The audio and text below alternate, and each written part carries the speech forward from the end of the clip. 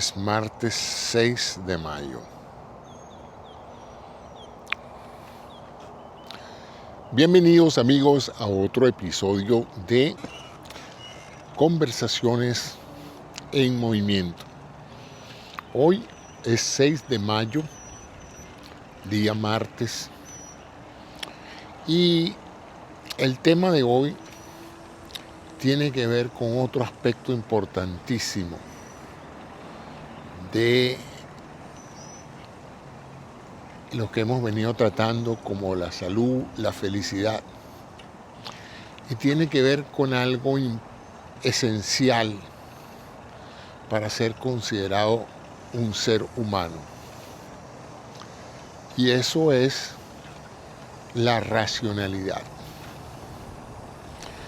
Si ustedes le preguntaran a un filósofo o a un científico cuál es la diferencia entre un ser humano y cualquier otro animal del reino animal, le dirían que el ser humano es un ser racional, es un animal racional. Así lo describió Aristóteles.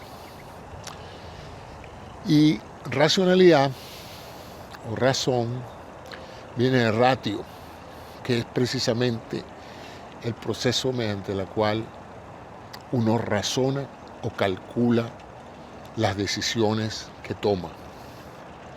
De tal manera de que ser una persona racional es ser una persona que piensa antes de actuar, que mide las consecuencias de sus actos y que procede en consecuencia a buscar la mejor solución, el mejor comportamiento, a buscar la forma más apropiada de lograr la meta que se propone.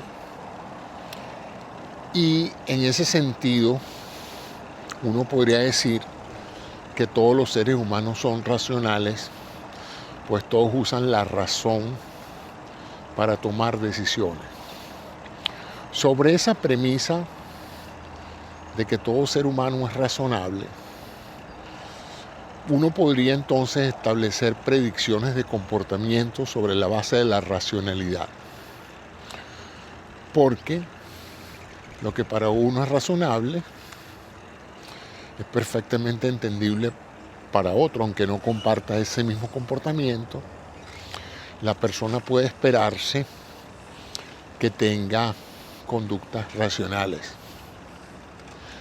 En ese sentido, por ejemplo, la economía, en todas sus predicciones y análisis económicos, piensa que las decisiones económicas que realiza el ser humano son racionales, es decir, son en su mejor interés. Que la gente a la hora de comprar o de vender, de invertir o no, de ahorrar, está actuando racionalmente, buscando la manera de reducir sus costos y de maximizar sus beneficios. Y esa es la base de muchos modelos económicos, la racionalidad en la toma de decisiones económicas. También podríamos decir, desde un punto de vista político, uno podría pensar que la elección de representantes en cualquier sistema democrático se hace en base a la racionalidad. En otras palabras, los seres humanos que van a votar en ese país van a votar racionalmente por aquel candidato que los beneficia más, que está acorde con sus formas de pensar, sus valores, su cultura, su religión, etc. Extendiendo eso a las decisiones personales, uno podría pensar que toda persona que se compromete con otra en una asociación matrimonial lo está haciendo racionalmente, es decir, le ha propuesto matrimonio en forma racional a una persona con la que piensa que va a vivir bien, con la que piensa que ama mucho y que va a poder convivir con esa persona, va a querer tener hijos, va a querer formar familia, etc. O sea que tenemos claro entonces que a diferencia de otros animales que son más bien instintivos, sus reacciones siguen patrones asociados a instintos naturales, reflejos, a respuestas condicionadas. Los seres humanos podemos decir que en general son racionales. Pero ¿es esto verdad? Realmente nosotros somos seres racionales. Nosotros no somos animales instintivos, sino que la gran mayoría de nuestras decisiones minuto a minuto son producto de la razón, de un cálculo preciso de lo que nos beneficia y de lo que no nos beneficia.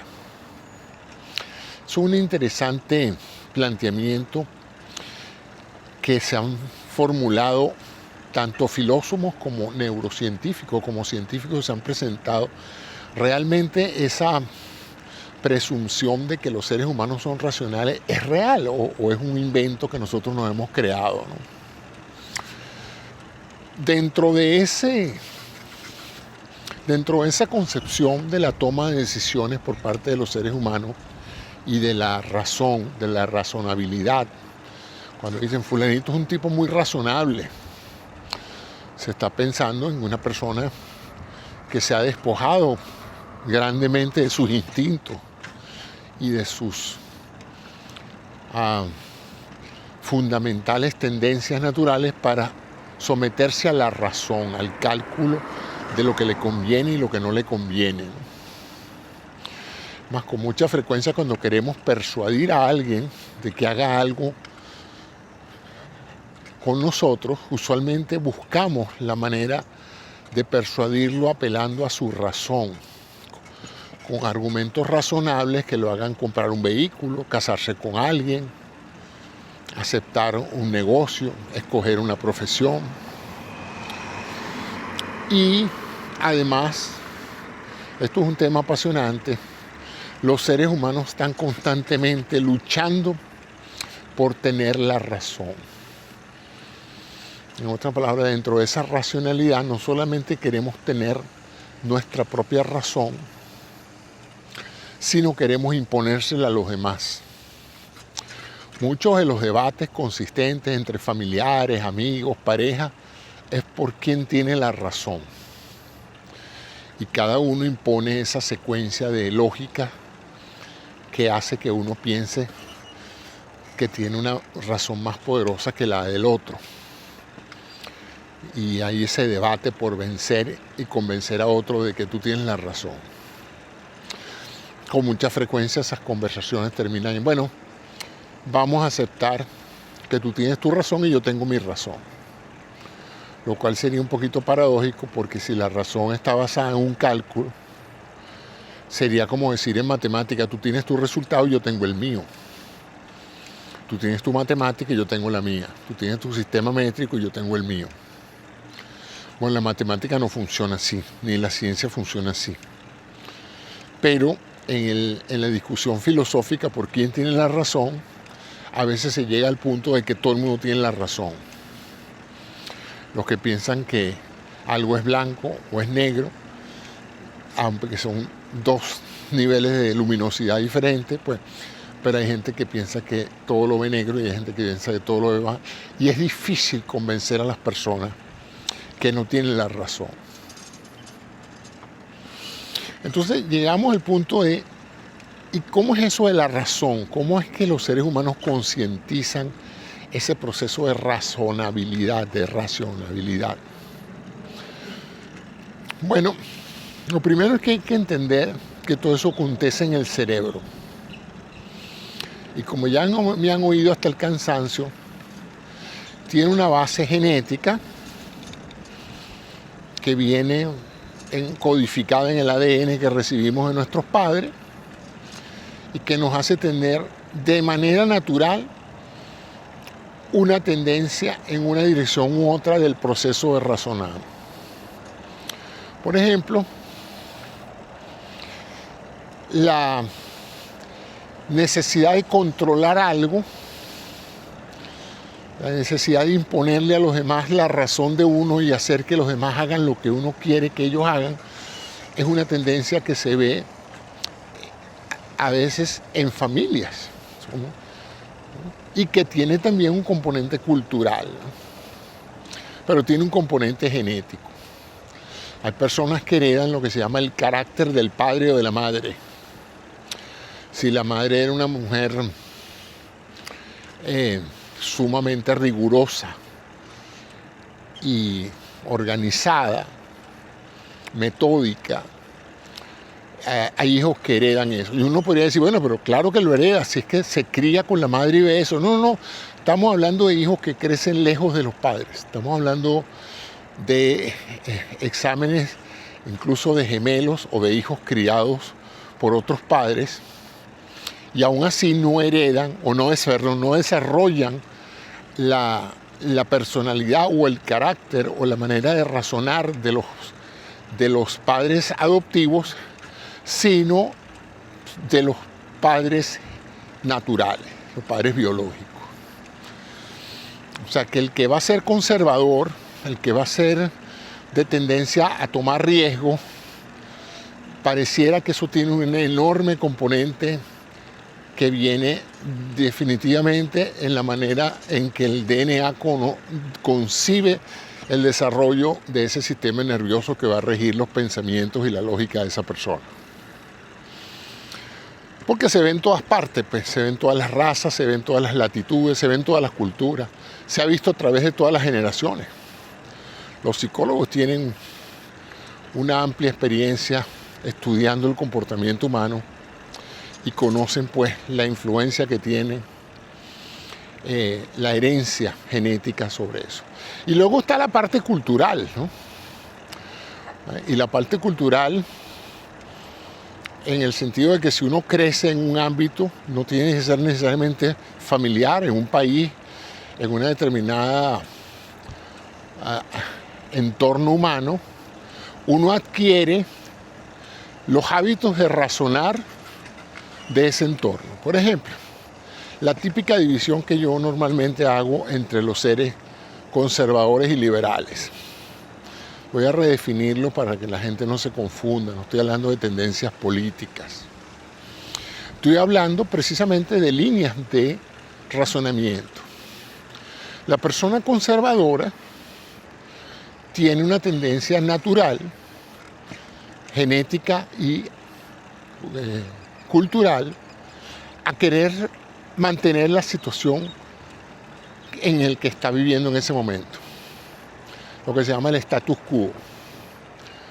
Si vive en una casa, le gusta su casa y no quiere cambiar de casa, y aún presentándole una enorme serie de argumentos por los cuales sería conveniente y razonable que cambiara de casa, esa persona va a tener una tendencia a decir, no, yo me quedo con mi casa.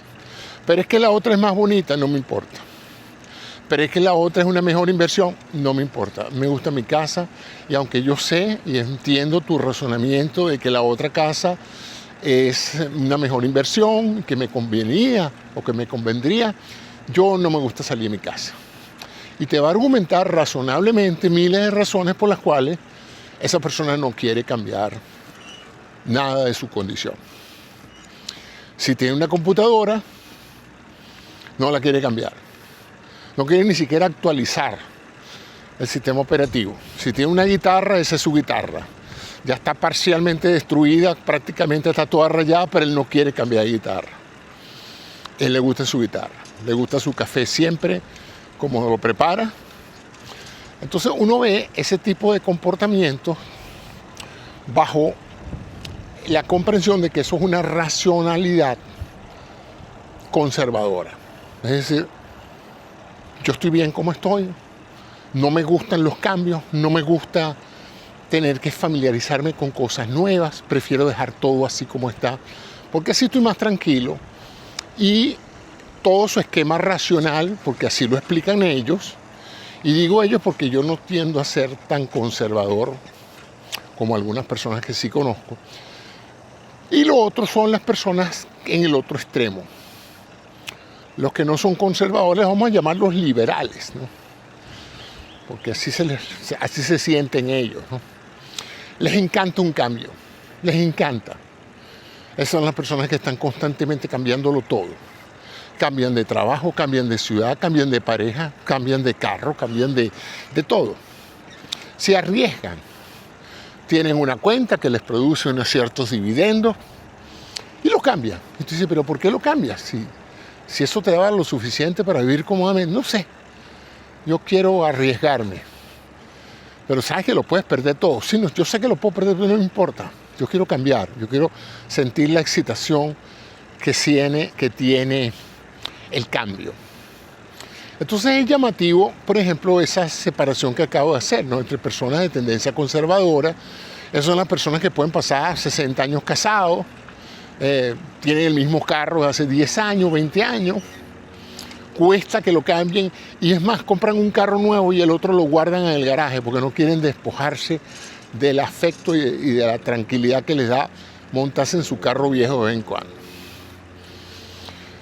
Como les dije, se considera que tiene elementos genéticos fundamentalmente y también adquiridos, porque las personas que se crían en familias conservadoras tienden a ser conservadores.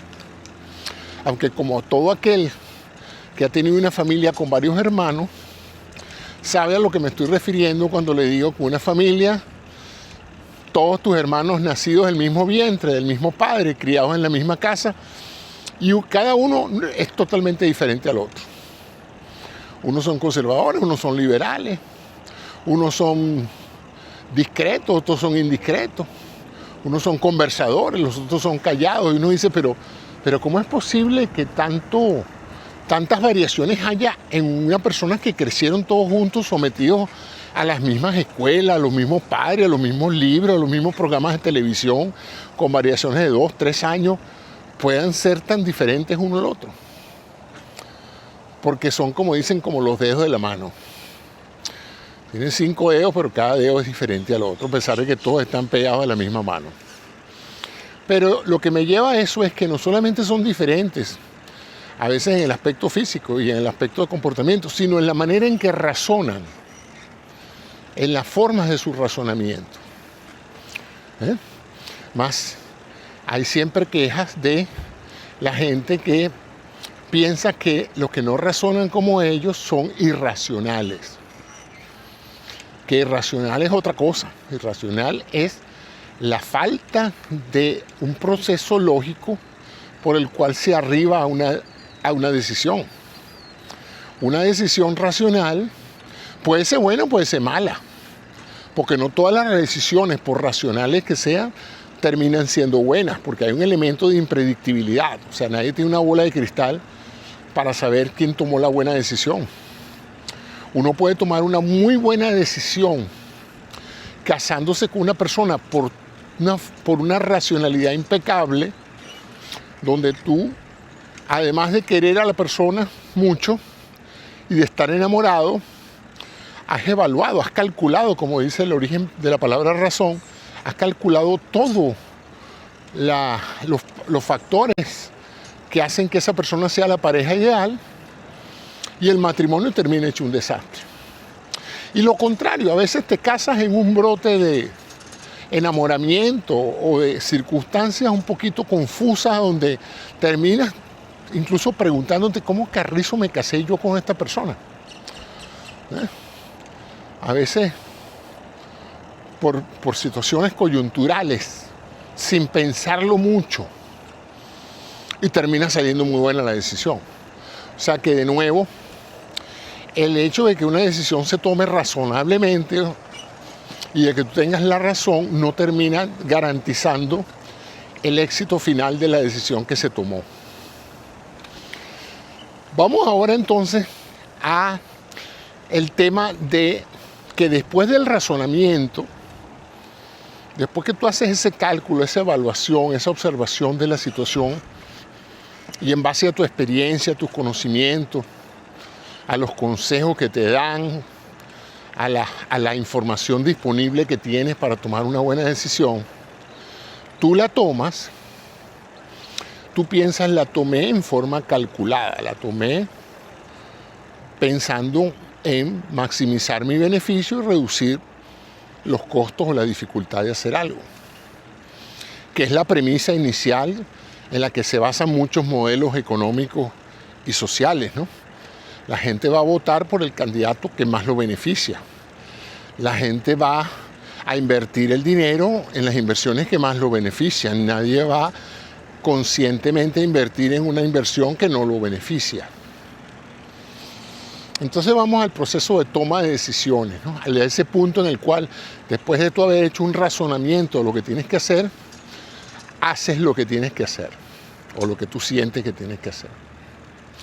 Y ahí viene algo fascinante, que es que después de todo este análisis racional que se hace a través de la parte del cerebro más evolucionada, más nueva y más rica en conexiones y en capacidad de procesamiento de señales electroquímicas. La neocorteza se llama así porque es la corteza más nueva dentro de la evolución del cerebro. Nosotros venimos de especies de cerebros muy primitivos. Para que ustedes tengan una idea, el otro día me estuve viendo un documental que habla de las investigaciones para crear un mapa del cerebro. Y el modelo que están usando es de un gusano cuyo cerebro, o sea, su sistema nervioso, tiene 6.000 neuronas. Esas 6.000 neuronas son las que controlan la vida de ese gusano. Y entonces lo están estudiando porque es más fácil mapear y ver cómo se integran 6.000 neuronas que 60 billones de neuronas, como tenemos los seres humanos, ¿no? 60.000 millones de neuronas. Entonces me llamó la atención porque fíjense que a ese nivel de ser gusano también hay un cerebro, un sistema nervioso que moviliza al gusano, que lo hace moverse de un lado al otro, que lo hace buscar comida, y que podríamos imaginarnos, ¿por qué no?, que al tener vida tenga conciencia, o sea, que el gusano piensa. No en la manera en que pensamos nosotros, pero si nosotros pensamos porque tenemos un sistema nervioso, pues podríamos decir que el gusano puede pensar. Ciertamente puede tener dolor, porque el gusano pues tendrá un sistema nervioso que lo alerta cuando él entra a un sitio muy caliente que pone en peligro su vida. El gusano reacciona y se escabulle y se va a un sitio menos caliente, y esa decisión la tomó su sistema nervioso. Bueno, entonces en ese sentido, el ser humano, todas estas decisiones razonables, todo ese razonamiento acontece en la corteza cerebral, en particular en una zona aquí que se llama la corteza prefrontal, porque está aquí en toda la frente, detrás de la frente, ahí está esa parte del cerebro que, según los neurocientíficos, se encarga del procesamiento de ideas complejas, porque acuérdense que el cerebro tiene muchas áreas, todas tapizadas de neuronas y de otras células que le dan soporte y que no son activas eléctricamente, y que se llaman las glías, las células gliales. Las células gliales es como la tela en la cual están insertas las neuronas. Entonces hay dos células en el cerebro. Las células gliales, que no computan nada, simplemente están allí de soporte, de andamiaje del tejido nervioso, y las células neuronales, que son las que procesan información a través de estímulos neuroquímicos. Algunas son de carácter sensitivo, es decir, son lo que llamamos el sensorio. Esas son las que se encargan de recibir las señales que mandamos desde toda parte de nuestro cuerpo, señales de presión, de temperatura, de dolor. Esas son las señales que reciben los impulsos de los ojos, de los oídos, de la información visual, de los 5 sentidos. Todo eso llega a esas áreas de llegada, pues. Digamos que son los inputs, las entradas al cerebro.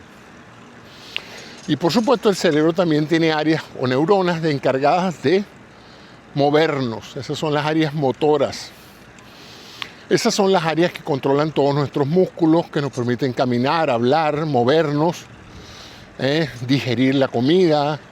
Toda esa parte que tiene que ver con accionar algo, lo hacen los outputs, las salidas. Pero no solamente somos un ser intuitivo de inputs y outputs, que sería lo que se llama un arco reflejo, o sea, llega una señal, se procesa y se sale una salida. No, somos algo más que eso, y somos algo más que eso porque tenemos otra parte del cerebro que no es una verdadera entrada ni es una verdadera salida, sino es un centro de procesamiento o de razonamiento que entiende todo lo que está llegando, lo analiza y en ese orden de ideas, a través del razonamiento de esas áreas cerebrales, toma la decisión de hacer algo o no con el sistema motor. Entonces usted tiene lo que se llaman respuestas reflejas y respuestas razonadas.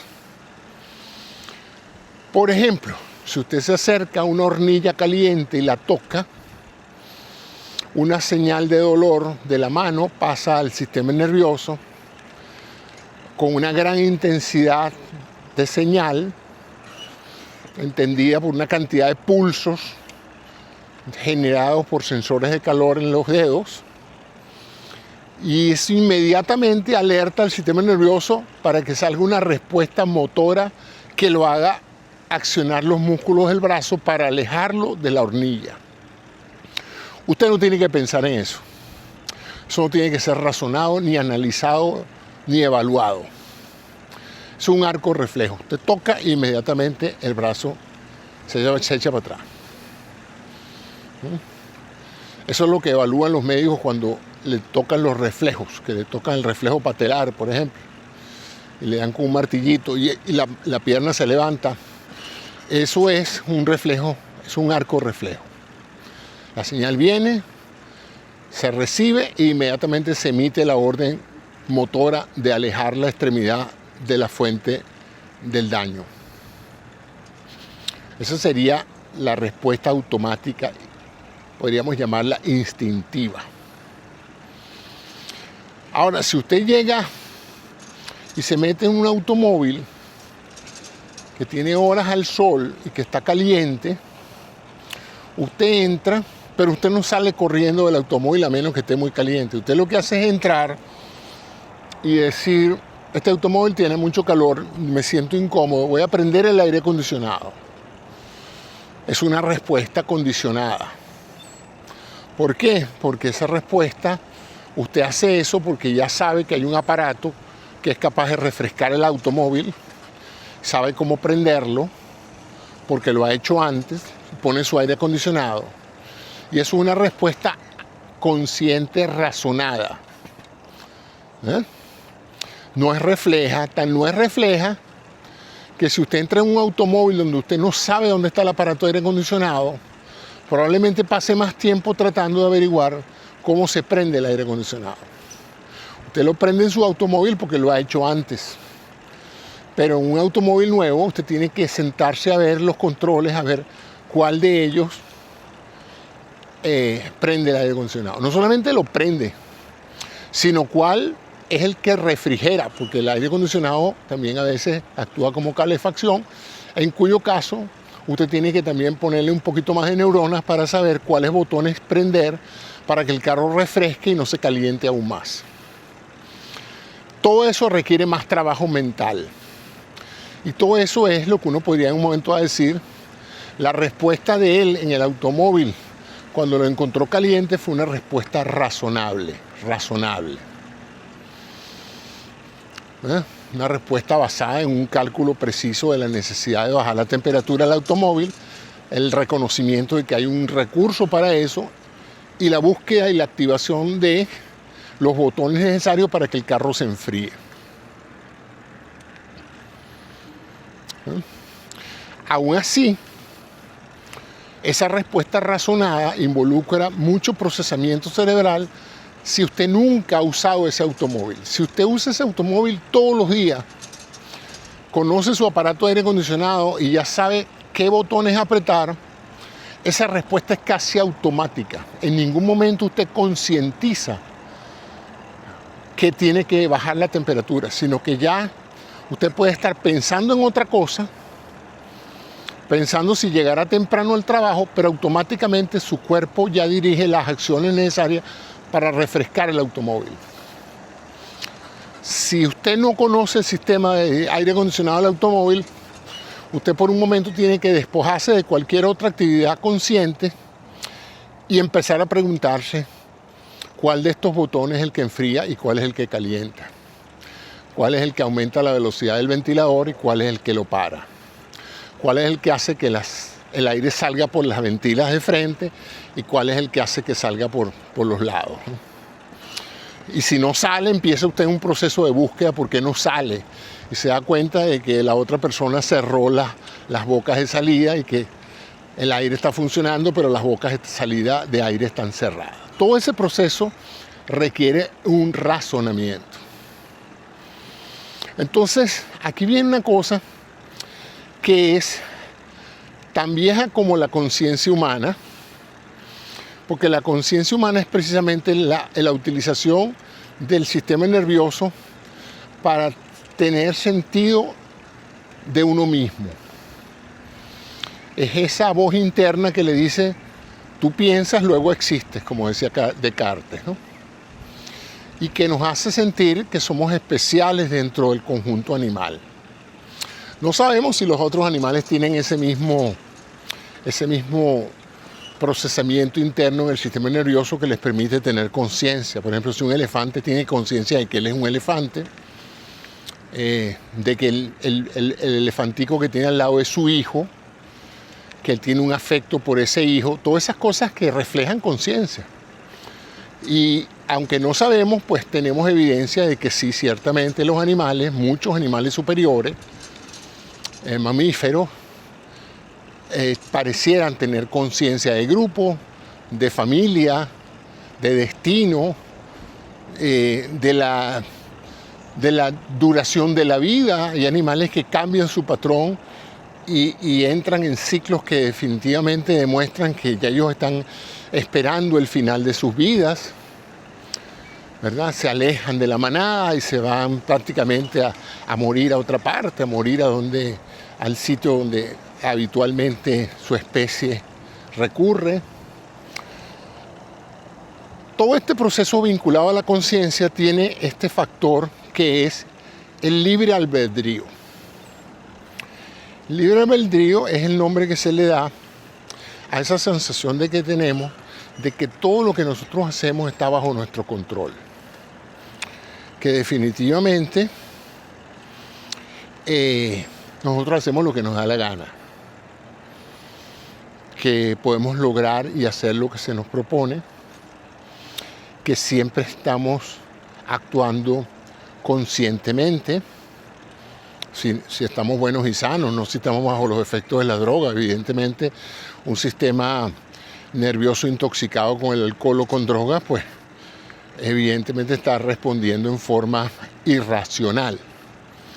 Pero asumiendo que uno esté bien nutrido, el hambre también conduce a comportamientos irracionales, ¿no? Irracional, podría yo definirlo como un comportamiento que va en contra de lo que uno desea hacer o de lo que uno le conviene, ¿no? Por ejemplo, un suicidio es un acto irracional. Ahora, el deseo de morir para evitar un sufrimiento no es una decisión irracional. Dentro de la óptica de evitar sufrimiento puede ser perfectamente racional. Que una persona que sabe que va a padecer de una muerte muy dolorosa se tira como se tiraron durante el 9/11, que se tiraron de los edificios para evitar quemarse, eso es una decisión perfectamente racional. Para el que no quiere quemarse en un edificio, prefiere morir de un solo impacto que morir quemado. Ahí hay una racionalidad. Ahora, el que tiene una vida esplendorosa y decide acabarla, eso sí parecería un acto irracional. Y de hecho, yo no soy psiquiatra, no puedo decir cómo se distinguen esos suicidios racionales de los suicidios irracionales, ¿no? El suicidio, por ejemplo, de una persona que llega a su casa, encuentra una escena dolorosa con su cónyuge y abre la ventana y se tira por la ventana en forma impulsiva. Ese no puede calificar de la misma manera desde el punto de vista de toma de decisiones que una persona que lleva meses buscando la manera de que lo ayuden a acabar con su vida porque su vida ha dejado de ser útil y necesita paz, tranquilidad y evitar el dolor y el sufrimiento que se está propinando él mismo y que le está propinando a sus seres queridos. Entonces no sé, si usted es psicólogo o psiquiatra y si me puede ayudar con esto, le agradezco sus comentarios a ver qué terminología usan los psiquiatras para diferenciar ese tipo de suicidio impulsivo y irracional del suicidio producto de un proceso razonable, hasta lógico. Debe haber alguna diferencia. Bueno, entonces la pregunta que se han hecho en los últimos años, ahora que tenemos una serie de herramientas extraordinarias para ver la actividad cerebral, para saber dónde se está consumiendo el oxígeno más en el cerebro, se está consumiendo en todo el cerebro, pero las áreas donde hay mayor actividad, hay mayor consumo de oxígeno y de glucosa. Y podemos de una u otra manera, a través de la resonancia magnética funcional, saber cuáles territorios se están activando más o menos en la medida en que son estimulados con uno u otro pensamiento o estímulo físico. También podemos, por la vía de la actividad eléctrica de la corteza cerebral, saber qué áreas son más activas o menos activas cuando el cerebro está pensando en algo o cuando está siendo estimulado de una forma u otra. Eso es lo que hoy se llama neurociencias. También podemos en un momento dado estimular ciertas áreas de la corteza, a ver qué pasa, a ver qué siente el paciente, etc. Curiosamente, muchos de estos experimentos o muchos de esos procesos se pueden hacer con el paciente consciente porque se puede perfectamente hacer una craneotomía, que es abrir la bóveda del cráneo, tocar la corteza cerebral con el paciente despierto, porque la corteza cerebral como tal no duele. Y los neurocirujanos a veces operan con el paciente consciente para saber qué áreas pueden resecar y qué áreas no deben resecar, evaluando al paciente a través de una conversación, donde el cirujano o el ayudante está conversando con el paciente y le está preguntando lo que siente a medida que el cirujano va tocando ciertas áreas de la corteza cerebral. Entonces esa sensación que tenemos nosotros de tener control sobre nuestra vida está siendo en las últimas décadas impugnadas por una serie de experimentos que están demostrando bastante conclusivamente que lo que tenemos nosotros de libre albedrío, esa sensación de que yo hago lo que quiero, es una falacia o es una ilusión. Es una interpretación que hace el cerebro consciente de las decisiones que se han tomado inconscientemente. Ustedes dirán, ¿cómo es la cosa? Sí. Que cuando yo digo, me voy a comer mi desayuno, esa decisión no fue producto de que yo dijera me voy a comer mi desayuno, sino que es producto de una sumatoria de señales que van desde el hecho de que tengo el estómago vacío, de que la glicemia está baja, de que mis hormonas señalan que tengo que ingresar alimento, de que mi sistema nervioso me dice que los niveles de atención están bajos porque no me he desayunado. O sea, en otras palabras, de que tengo hambre. Y señales habituales de memoria que dicen que son las 8 de la mañana, tradicionalmente es una hora en que yo me desayuno, o sea que hay un cierto ritual asociado al desayuno. ¿Por qué menciono el ritual? Bueno, porque hay veces que no tenemos hambre y aún así vamos y desayunamos, lo cual revela un poco la influencia de los hábitos sobre lo que sería una respuesta completamente razonable de comer cuando tienes hambre. Pero es que a veces comemos cuando no tenemos hambre. Y a veces teniendo hambre optamos por no comer, como es la persona que te hace un ayuno voluntario, por ejemplo.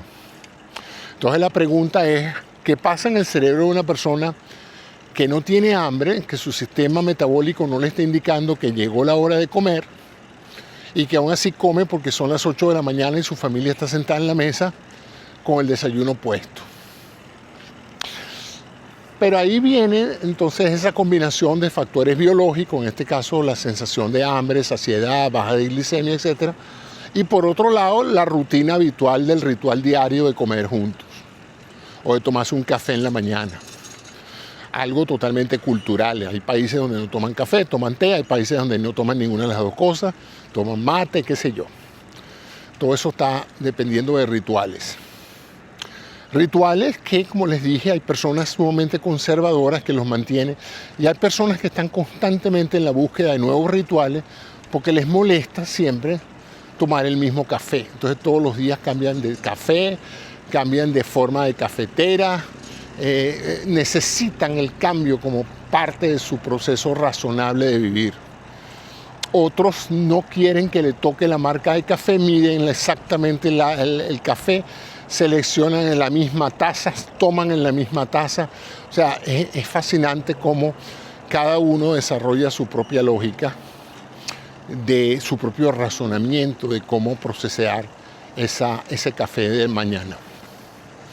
Sigo con la cuestión esta del libre albedrío. Entonces uno al final dice, bueno, no tengo mucha hambre, pero voy a comer porque para nosotros comer no es nada más llenar el tanque, es también un acto familiar donde hablamos con nuestros hijos, nos contamos que soñamos anoche, a veces rezamos y le damos gracias al Señor por la comida que nos está dando, todo ese tipo de rituales. Pero al final uno dice, pero es que yo decidí desayunar, porque me dio la gana. Porque yo también he podido decir, a pesar de todo eso, no voy a desayunar.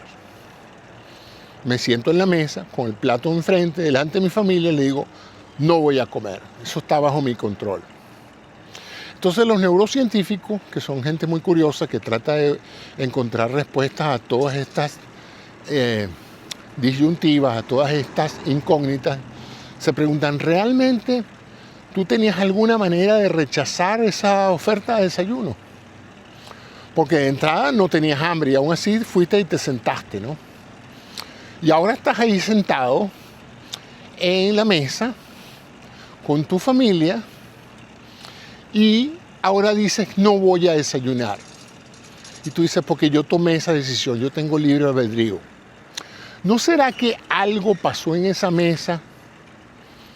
Algo que tú conscientemente no has tomado en consideración, pero que fue lo que hizo que tú ahora desistieras de desayunarte y quisieras pararte e irte de la mesa. ¿Será el hecho de que no todos tus hijos estaban presentes en la mesa? ¿Será el hecho de que tu hijo se puso una prenda de vestir que te disgustó? ¿O que tu pareja te vio con una sonrisa que no es la habitual y tú pensaste que te estaba criticando y ese comportamiento de ella disparó una actividad en el centro límbico tuyo, no racional, que te hizo desistir de la idea de desayunarte y de pararte en señal de protesta sin saber exactamente por qué te estás parando?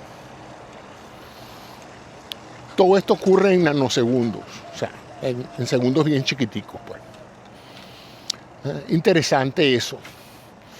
Yo les digo que lean los libros de un científico que se llama Sapolsky. Él es muy bueno y él ha hecho todas sus investigaciones sobre la tesis de que el libre albedrío no existe, sino que las decisiones que uno toma están condicionadas siempre por factores internos biológicos o externos, respuestas de nuestro entorno que van activando o desactivando ciertas áreas del cerebro, y después que las cosas pasan y después que esas áreas toman el curso que deben tomar, un interpretador dentro del cerebro razonable le busca una explicación a la reacción. Y esa aplicación pasa por la idea o por la fantasía de que tú tomaste la decisión. No, la tomó tu cerebro por ti. Tú lo que has hecho es construir una explicación de por qué pasó, pero no la tomaste tú como tal. Tú no estás en control de ese cerebro que desistió del desayuno y se paró.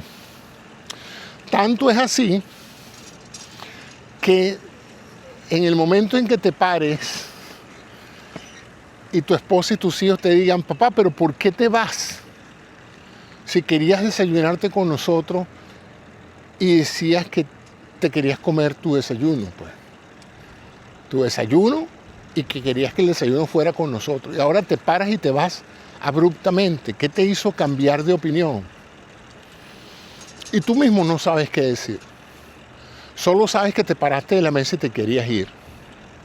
Y entonces lo más probable es que ante un comportamiento tan irracional para ellos como lo que acabas de hacer, porque no tiene sentido, ¿verdad? Decir, quiero desayunar, sentarte a comer y después pararte e irte sin comer, luce como, ¿y este qué le pasó? Lo que pasa es que la persona tampoco sabe qué le pasó.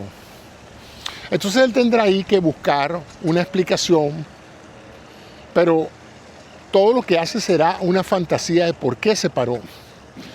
Pero la razón neuroquímica de por qué se paró fue porque señales que no estaban bajo el control de él, que pudieron ser intrínsecas, a lo mejor no fue ninguna cosa que hicieron los hijos ni la esposa, fue la forma en que la silla estaba ubicada ese día, la manera en que la habitación se iluminó ese día. Cualquier cosa externa o interna dentro de su propio sistema metabólico lo hizo cambiar de opinión y no fue su libre albedrío. Según esto, podría hacerse experimentos que permitieran hacer que las personas manifestaran señales eléctricas cerebrales antes de que ellos pudieran decir qué están pensando o qué están decidiendo. Entonces estos científicos han hecho una serie de experimentos donde tú tienes que tomar decisiones y te han puesto electrodos a las personas para saber si un observador externo puede predecir lo que tú vas a decidir antes de que tú lo decidas. Sería así como la expresión experimental de déjame saber qué estás pensando.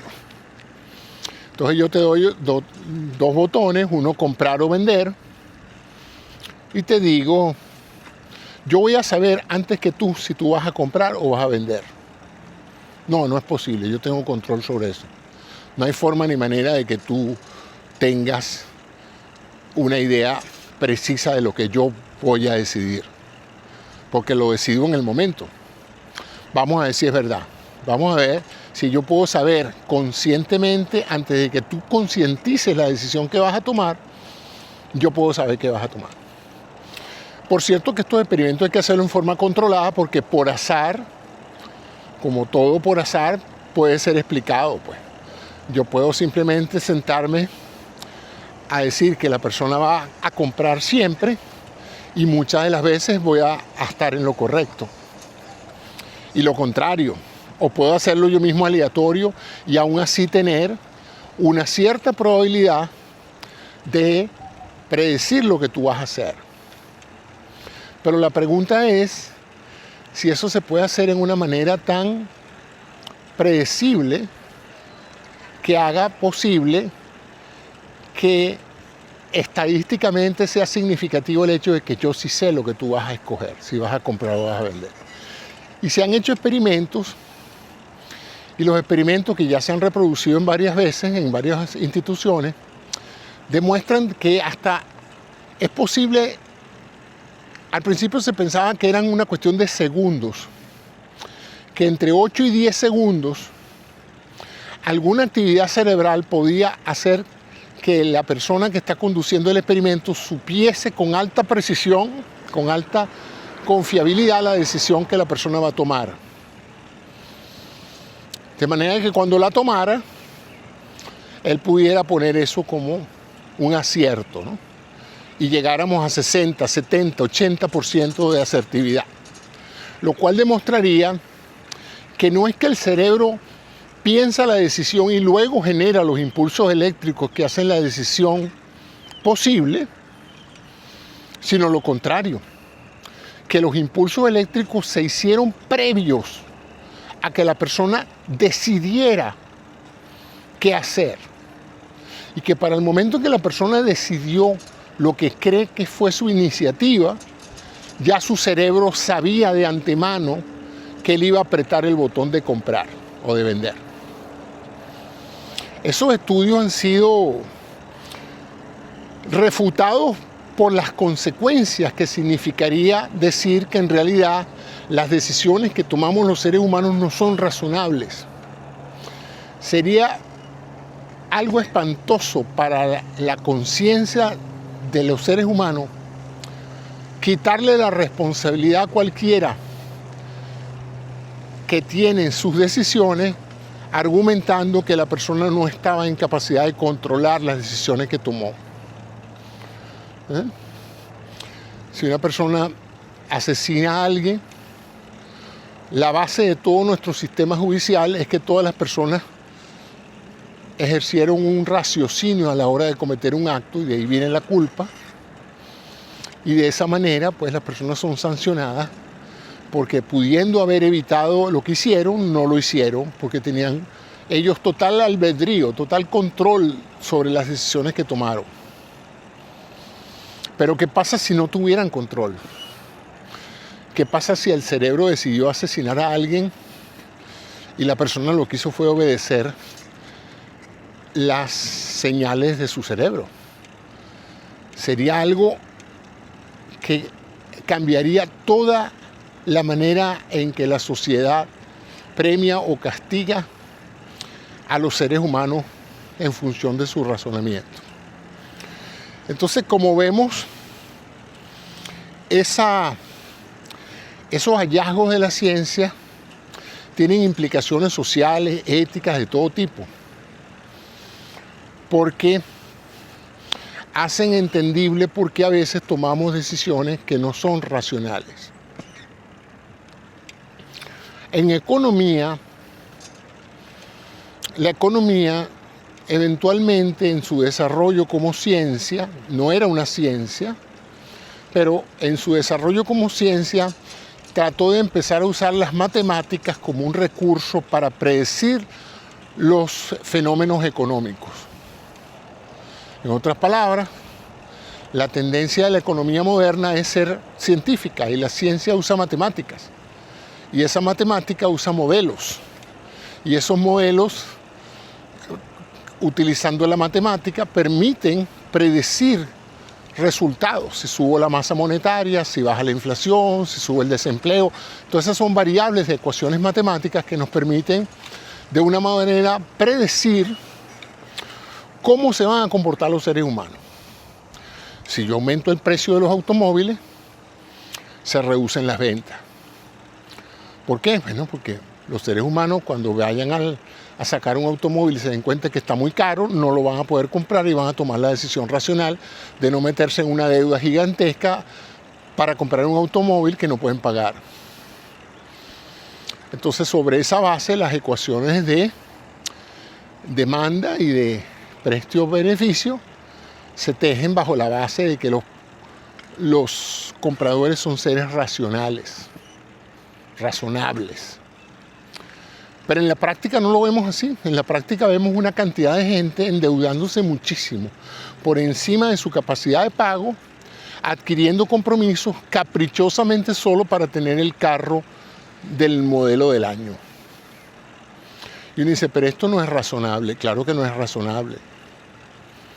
Que una persona que no tiene con qué comprar un vehículo se meta en una deuda para comprarlo, afectando todo, indica que la persona que tomó esa decisión no la tomó razonablemente, la tomó irracionalmente. No es en su beneficio hacer eso. Se ve también en democracia, cuando tenemos grandes sectores sociales votando por candidatos que defienden políticas que van en contra de sus intereses. Personas que dependen de las ayudas del Estado y votan por candidatos que quieren eliminar las ayudas del Estado. Y uno se pregunta, ¿será que estos individuos estaban mal informados? A lo mejor esa es una posibilidad. Votaron por ese candidato porque no tenían la información adecuada. No, el candidato se los dijo. El candidato en sus discursos les dijo lo que iba a hacer. Y aún así fueron y votaron. En otras palabras, hay un componente emocional en todas nuestras decisiones, que no es racional, que es apasionado. Y eso lo maneja una parte del cerebro que la conocemos como el sistema límbico, el sistema que rige las emociones. Es un cerebro mucho más antiguo que el cerebro lógico de la corteza prefrontal y que nos hace reaccionar emocionalmente a las cosas sin pensarlo mucho. En el área económica siempre se dan los premios Nobel de Economía yo sé que hay un premio Nobel que no hay un Nobel realmente de Economía, pero bueno, se conoce como el premio Nobel de Economía, eso está claro, y así se les dice, premio Nobel de Economía, aunque él no estaba dentro de los originales premios que Alfred Nobel concibió, que eran todos de ciencias puras. En este caso, la economía no era vista como una ciencia, pero eventualmente se vio como una ciencia y por eso se le da un premio Nobel en economía. Lo interesante es que normalmente los premios Nobel de física se dan a físicos, los de química se dan a químicos, etc., ¿no? Pero el de economía se lo dieron a un psicólogo. ¿Y qué tiene que ver la psicología con la economía? Que ese psicólogo, a través de sus investigaciones, logró demostrar que la mayoría de las decisiones económicas no son racionales, que no todo el mundo a la hora de comprar o vender, de invertir o no invertir, de votar o no votar, lo hace como parte de un razonamiento lógico, entendible y predecible, sino que hay un elemento imponderable, un elemento no cuantificable que es completamente irracional. Y una metáfora que me gusta mucho es la metáfora de los jockeys, de los jinetes. Cuando un jinete conduce un caballo para una carrera, uno podría decir que el jinete conduce al caballo por donde el jinete se trace la estrategia para ganar el premio. Él puede frenar al caballo, él puede acelerar el caballo con el fuete, él puede cambiar la dirección del caballo con las riendas. El jinete sería la parte razonable de la combinación caballo-jinete, excepto por un factor. Si el caballo no quiere ganar, no gana. Si el caballo no quiere acelerar, no acelera. Y si el caballo se quiere frenar, se frena. Y si el caballo quiere sacar al jinete de su monta, lo baja del animal. Entonces es una excelente metáfora porque nosotros somos el jinete, pero el caballo o la bestia es esa parte de nosotros mismos que es irracional. Leí por ahí que esa metáfora ya se ha usado antes y es en relación a los conductores de elefantes, para ponerlo en proporción. Un conductor de elefante usa una varita que él golpea a ambos lados de las orejas del elefante para decirle al elefante en qué dirección quiere que vaya. Pero cualquiera que haya conducido un elefante sabe que el elefante va para donde él quiera, no para donde quiera el conductor. y que hay situaciones donde él le da para la varita a la derecha y el elefante no le presta atención. Así son nuestras decisiones. Nosotros tenemos una parte del cerebro que es nuestro propio elefante interno. Es irracional, no tiene la razón, no sabe muy bien qué es lo que hace, no sabe muy bien qué lo hace ir hacia la derecha o hacia la izquierda, comprar o vender, abandonar un proyecto o seguir adelante. Y tenemos un conductor que hace lo posible por conducir a ese animal y que tenemos la ilusión de que nosotros tenemos total control sobre ese animal y no lo tenemos. Ese animal es más fuerte que nosotros mismos. Y esa es la razón por la cual la gente a veces compra un automóvil que no necesita, compra una cámara muy cara que tampoco va a usar, me declaro culpable, vota por un candidato que lo va a perjudicar en todo, en su vida, en su calidad de vida, arriesga su vida innecesariamente por el placer de la adrenalina, se expone a accidentes grotescos, aún sabiendo que no tiene la destreza. Y uno dice, pero nada de eso tiene sentido, nada de eso tiene razón, es razonable. Exacto. Aunque él entonces tenga lo que se llama el sesgo de confirmación. Él va a buscarle la racionalidad. Hace muchos años encontré un dicho que decía, nada se compara con la capacidad del ser humano de engañarse a sí mismo. Y es verdad. Cuando uno quiere algo, uno fabrica todas las excusas y todo el razonamiento necesario para justificar lo que uno no sabe cómo decidió. O sea, uno decide, el elefante decide ir por la derecha y el conductor empieza a buscar explicaciones de por qué sí hay que ir a la derecha. Aunque lo perjudique, aunque a la derecha haya un barranco, aunque la ruta sea la peor que haya podido tomar, pero él tiene el sesgo de confirmar que él tenía razón. Y no solamente el sesgo de confirmación es un autoconvencimiento de que uno tiene la razón, sino que uno busca en los demás la información que refuerce lo que ya uno quiere creer. Y cuando alguien te dice lo que estás haciendo no tiene ningún sentido, es irracional, tú rechazas eso porque tú solamente quieres alimentarte de informaciones y comentarios que soporten la visión irracional que has tomado. Y señores, así funciona la sociedad, así funciona la humanidad. Por eso es que nos esperamos a veces de seres queridos respuestas que no tienen sentido. Hermanos peleando entre ellos, esposos peleando entre ellos por tonterías. Dices, ¿cómo es que este matrimonio se haya acabado por esta ridiculez? Bueno, porque factores genéticos, bioquímicos y circunstanciales impusieron esa decisión y después los esposos buscaron la explicación. Entonces, la esposa que deja al marido porque fuma, tenía 20 años fumando, pero ahora sí le molestó que fumara. Durante 20 años el hombre fumó y nunca representó un problema, pero ahora sí representa un problema. Entonces, tú te preguntas, pero ¿no será que hay otras razones y esta es simplemente la justificación?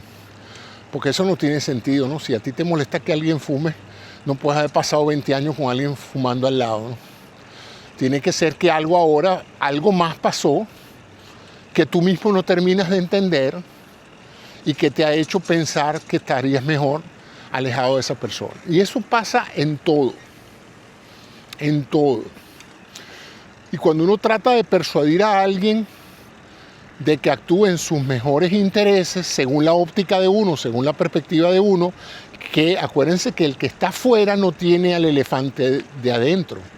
El que está afuera a veces puede ver más objetivamente lo que te conviene o no te conviene, siempre y cuando el que está afuera esté también en control de sus acciones, porque a veces lo que está siendo sometido no es a una racionalidad externa, sino a los sesgos de confirmación de otra persona. A veces pienso que la gente muy devota a las religiones, eso es parte de lo que encuentran las religiones. Una serie de lineamientos que les permitan delegar su comportamiento a una institución o a la palabra de un sacerdote o de un gurú, de un mecenas, de un mesías, para eximirse de la responsabilidad de tomar decisiones propias. Entonces tú deberías de repente ser responsable de tus actos, pero queriendo exonerar eso, tú dices, Dios me hizo hacer eso, o Dios me dice no hacer eso. Y te creas esa figura, esa explicación, donde creas un agente externo que es el que tiene voluntad sobre tu voluntad. Pero bueno, como no es mi propósito convencerlos de una forma u otra, solo les estoy describiendo lo que he aprendido de la ciencia sobre la conducta. Este premio Nobel, Daniel Kahneman, ganó ese premio Nobel precisamente demostrando que las decisiones económicas no son totalmente racionales y que cualquier modelo matemático que pretenda predecir cómo se va a comportar los agentes económicos sobre la base cuantitativa de índices económicos está completamente equivocada, que la gente a veces actúa en perjuicio de ellos mismos, que la gente a veces toma decisiones que no entiende y que eso da una impredictibilidad que no es acorde con la matemática, porque no hay un factor matemático de compensación que puedas meter en tu ecuación que haga predecible, por ejemplo, ciertos fenómenos económicos que se dan cuando la gente actúa en contra de sus intereses. Compra cosas que no debería comprar, no invierte en inversiones que son buenísimas y simplemente no hay forma ni manera de que la gente las acepte porque o no las entiende o hay otros factores sociales o culturales que los hacen desconfiar de eso. La misma apariencia del vendedor, interesante, puede hacer que una persona le compre a uno y no le compre a otro, sobre la base de la misma oferta, mismo precio, mismo producto. Pero te preguntan, ¿por qué le compraste los muebles a este vendedor y no se los compraste al otro? No sé, porque este me cayó bien, pero ¿fue que el otro te trató mal? No, para nada, el otro fue más amable todavía. Pero ¿por qué a este vendedor sí y al otro no? El gerente de venta está interesado en saber si es que este vendedor tiene mayores habilidades que el otro. Y una respuesta que yo en lo particular a veces me doy es porque en el momento en que yo decidí comprar, o por lo menos mi cerebro decidió comprar, ese era el que estaba allí.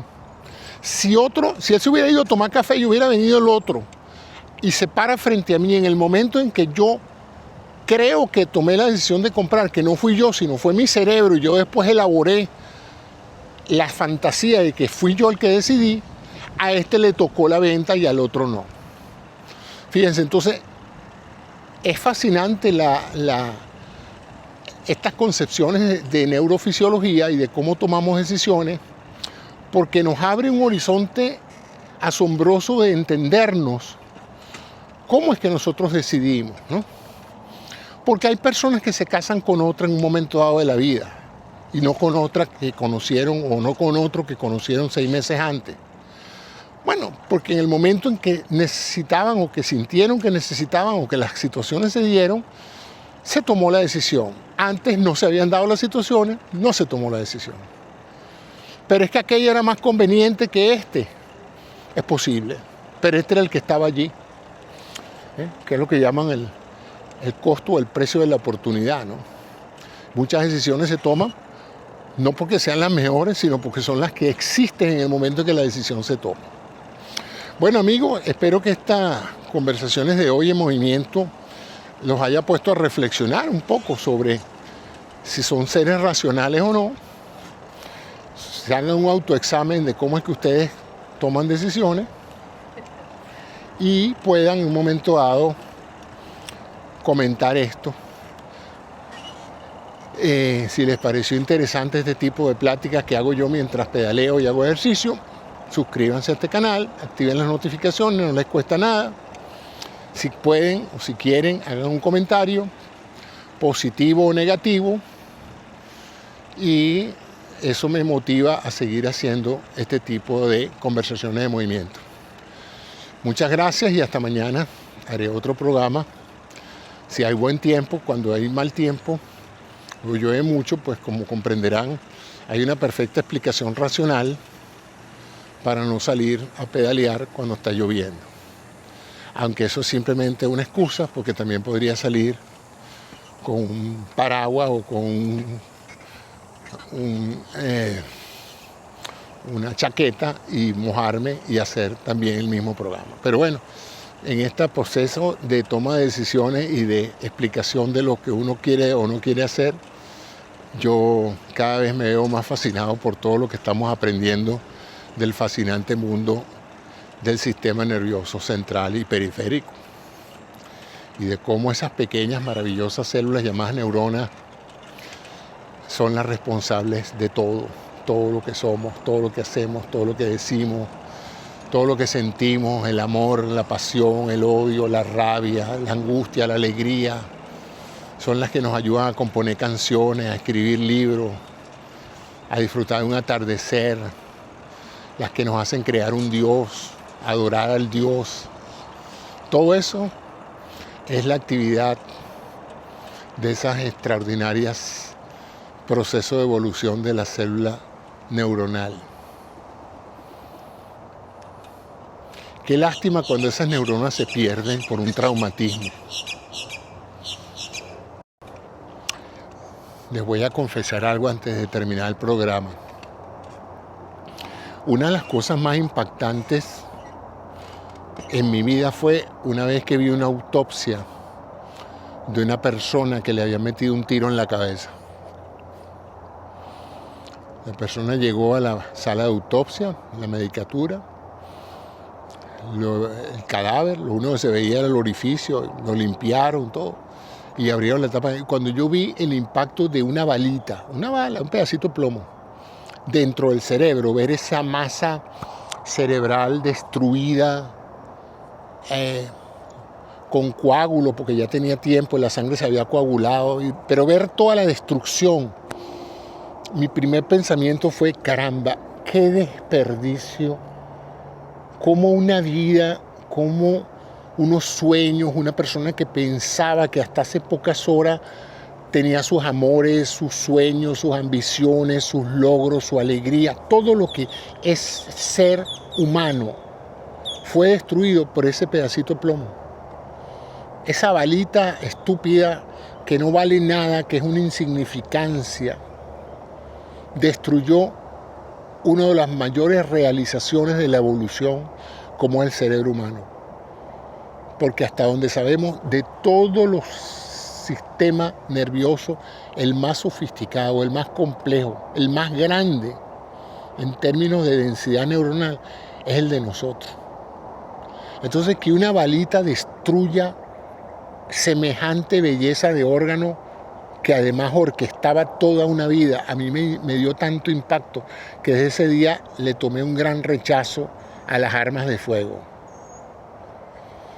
Porque realmente es un terrible desperdicio de vida caerse a tiro.